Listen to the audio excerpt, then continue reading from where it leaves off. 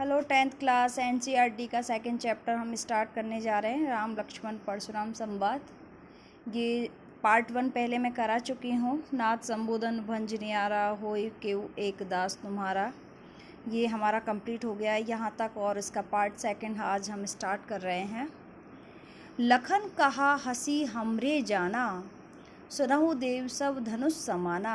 देखो थोड़ा सा रिवाइज कर देती हूँ कि राम भगवान जब धनुष को तोड़ देते हैं या उनके हाथ से वो टूट जाता है, उस समय परशुराम जी क्रोधित होकर वहाँ आते हैं सभा में, और वो क्रोधित होकर उस राजा को ललकारते हैं। कहते हैं ये किसका दुस्साहस है जिसने भगवान शिव के धनुष को तोड़ा है।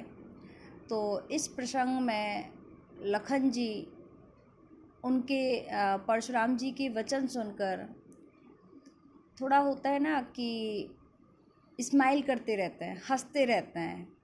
तो ये सारी चीज़ें उनको परशुराम जी को अच्छी नहीं लगती हैं। वो उम्र में बड़े भी हैं और वो क्रोधित करते हुए कह रहे हैं, तो उनको लग रहा है कि ये मेरा अपमान कर रहे हैं। इसलिए उसी विषय में आगे बताया गया है कि लखन कहा हंसी हमरे जाना, सुनऊ देव सब धनुष समाना। तो लखन जी हंसते हुए कह रहे हैं कि हमने तो ये जाना जो आपका धनुष तोड़ा है, सभी धनुष समान है, उसमें क्या अंतर है, शिव जी का है या विष्णु जी का है। हमने इस बात पे गौर नहीं किया। हम तो जब छोटे थे तो बहुत सारे धनुष से ही खेलते थे। छोटे छोटे धनुष थे जब हम छोटे थे, जब फिर बड़े हुए तो हमारे हाथों के हिसाब से हमें थोड़े बड़े मिले, फिर हम और बड़े हुए तो फिर धनुष बाण चलाने लगे। जन कितने अनेकों हजारों संख्या में हमने धनुष तोड़ दिए हैं। तो वो ऐसे बात करते हुए थोड़ा हंस जाते हैं, तो परशुराम जी को अच्छा नहीं लगता है। का क्षति लाभू जून धनु तोरे, देखा राम नयन के भोरे। तो जो ये धनुष है जो टूटा है वो जीर्ण शीर्ण पहले से ही हो चुका है। इससे हमें क्या लाभ था तोड़ने से। ये तो भगवान राम ने इस प्रकार से देखा कि वो तो छुअते ही टूट गया, स्पर्श करने से ही टूट गया, यानी वो जीर्ण शीर्ण हो चुका था, बहुत पुराना धनुष था। छुअत टूट रघुपत न दोषु, अरे ये तो स्पर्श करने से ही टूट गया है, इसमें रघुपति यानी भगवान श्री राम का कोई भी दोष नहीं है। मुनि बिनु काज करई कतरोसु, हे मुनि आप क्यों इतना क्रोधित हो रहे हो, क्यों नाराज हो रहे हो। फिर आगे है बोले चितई परशु की ओरा। अब परशुराम जी अपने जो उनका शस्त्र है परशु की ओर देखते हुए कह रहे हैं, रे सठ सुनहि सुभाव न मोरा। अपने परशु की ओर देखते हुए बोले, हे मूर्ख आपको मेरे स्वभाव के बारे में नहीं पता है। बालक को बोल बदो नहीं तोई, बालक समझकर मैं तुमसे कुछ नहीं कह रहा हूँ। केवल मुनि जड़ जाने मोय, क्या तुम समझ रहे हो कि मैं सिर्फ मुनि हूँ। मैं मुनि ही नहीं हूँ, बहुत बड़ा क्षत्रियों का भी क्षत्रिय हूँ। तो ये परशुराम जी अपने बारे में बताना चाह रहे हैं उनको। बाल ब्रह्मचारी अति को ही, आपको क्या लग रहा है कि मैं ब्रह्मचारी हूँ और मुनि हूँ, मैं मतलब कुछ भी नहीं जानता। विश्व विदित क्षत्रिय कुल द्रोही, पूरा विश्व जानता है मुझे कि मैं क्षत्रिय कुल का नाश करने वाला हूँ। क्षत्रिय कुल को 21 बार नष्ट कर चुका हूँ। भुजबल भूमि भूप बिन किहनी, ऐसा कोई भी व्यक्ति नहीं है जो मेरे बारे में नहीं जानता है। और मैंने कितने राजाओं को भूमि से विहीन कर दिया है। क्षत्रियों का काम होता है राज्य करना, राजा बन के रहना, बट इन्होंने क्षत्रियों को अपने राज्य से ही अलग कर दिया है, भूमि से विहीन कर दिया है। विपुल बार मई देवन दीनी, अनेक बार मैंने ये भूमि क्षत्रियों से विहीन कर दी है, और ये भूमि मैंने ब्राह्मण देव को दी है, ब्राह्मणों को सौंप दिए कि अब तुम राज्य शासन संभालो, अब ये शासन तुम्हारा है। सहस भाव भज बाहु भुज छेद निहारा, परशु बिलोकु महिप कुमारा। ऐसा सहस्त्र भाव भुज नाम का, सहस्त्र भाव नाम का एक राजा है, तो वो सभी मेरे भुजा के बारे में, मेरे बल के बारे में जानते हैं, भुजा बल के बारे में। परशु, अपने परशु की ओर देख, उनका एक शस्त्र है, उनकी तरफ देखते हुए वो कहते हैं कि आप मेरे बारे में जानते नहीं हो। ये सब अपने बारे में परशुराम जी बताते हैं। मातु पितहि जन सोच बस, करसी महिष कुशोर, गर्बन के अर्वक दलन, परशु मोर अति घोर। मैं तुम्हारे माता पिता को शोक के वशीभूत नहीं करना चाहता हूँ। इस वजह से हे बालक, मैं तुमसे कुछ नहीं कह रहा हूँ।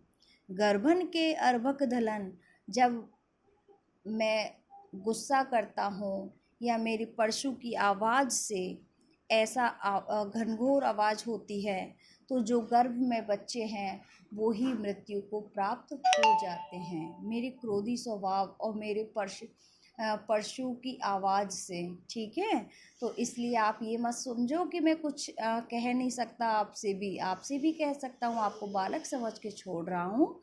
और मैं नहीं चाहता कि आपके माता पिता को शोक के वश में करूँ, आपको शोक दूँ आपके माता पिता को। ठीक है, अब ये हमारी पंक्ति कंप्लीट हो जाती है। आगे अब देखो लखन जी क्या कहते हैं। बेहसी लखुन बोले मृदुवाणी, हंसते हुए लखन जी बोलते हैं मधुर वचन में। अहो मुनीसु बहा मठमानी, महाभटमानी, अरे मुनि, मैं तो आपको बहुत घमंडी व्यक्ति, अभिमानी व्यक्ति समझ रहा हूँ, आप तो बहुत बड़े अभिमानी हो। ऐसे मतलब उनको ना परशुराम जी को और क्रोधित कर रहे हैं। लखन जी को ये पता नहीं है, लखन जी अपनी अलग ही बातें चल रही हैं उनकी, और परशुराम जी की अलग बातें चल रही हैं। तो मैं आपको बहुत घमंडी मान रहा हूँ, आप तो बहुत घमंडी हो, आपको तो बहुत मुनियों में अपने आप को घमंडी मान रहे हो, अहंकारी हो आप। ऐसे पुनः पुनः मोई देख कुठारू, और आप इतने अभिमानी हो, अपने अभिमान में बार बार अपनी कुठार को, जो परशु है उसको देख रहे हो। चेहद उड़ावन फूक पहाड़ू, क्या आप मुझे फूंक से ही उड़ा दोगे, मुझे क्या आप बिल्कुल हल्के में ले रहे हो। इस प्रकार से लखन जी कह रहे हैं। यहाँ यहाँ कुम्हड़ बतिया कोम नाही, यहाँ पे हम कोई फूल की पंखुड़ी नहीं है, जैसे फूल पत्तियाँ होती ना हवा से उड़ जाती हैं, कुम्हड़ बतिया नहीं है जो हम हवा चलेगी तेजी से और उड़ जाएंगे। तो ये लखन जी बोल रहे हैं। जे तर्जनी देख मार जाही, और आपकी तर्जनी से हम डर नहीं जाएंगे। आप तर्जनी दिखा के जैसे आप धमका रहे हो ना हमें, तो हम डरने वालों में से नहीं हैं। देख कुठार सरासन बाणा, मैं कछु कहा सहित अभिमाना, और बार बार आप अपने कुठार को देखो। देख कुठार सरासन बाणा, आप अपने कुठार को देख रहे हो, बार बार अपने बाण को देख रहे हो। मैं कुछ कहा सहित अभिमाना, और जो भी हम सुन रहे हैं आपकी बातें, वो सभी कैसी हैं, आपकी अभिमान युक्त बातें हैं। भृगु सुत समझेऊ जनेऊ बिलो के, अब क्या हुआ कि हमने फिर वो परशुराम जी कह रहे हैं इस बात को। भृगुसुत यानी भृगु ऋषि, इनके पिताजी का नाम है भृगुसुत, भृगु ऋषि के पुत्र समझकर, जनेऊ धारण करते हुए देखकर, जो भी मैं कुछ कह रहा हूँ, तो ये अब ये परशुराम जी क्रोधित कर रहे हैं। इधर लखन जी बोल रहे हैं कि आप जो अभिमान में बार बार कुठार को देख रहे हो, सरास अपने बाण को देख रहे हो, इस तरीके से बोल रहे हो, अभिमान में बोल रहे हो, और हम तो आपको ऋषि पुत्र मानते हैं, भृगु पुत्र मानते हैं, आपका जनेऊ देखा हुआ है। इन सारी चीज़ को देखकर हमने अपने क्रोध पर संयम रख रखा है। तो ये लखन जी कह रहे हैं इस प्रकार से, और कह रहे हैं कि हम कुछ नहीं कह रहे हैं, हमने अपने क्रोध को वश में कर रखा है। सुर महेश्वर हरिजन अरुगाई, हमारे पूर्वज कहते हैं देवता पर, ब्राह्मण पर और भगवान के भक्त पर कभी भी कुछ नहीं वार नहीं करना चाहिए।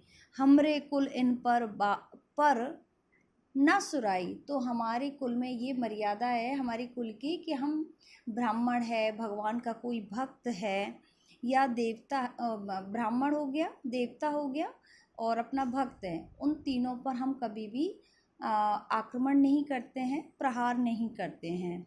बंधे पाप अपकीरत हारी, ऐसा करके कोई अपकीर्ति क्यों करना चाहेगा।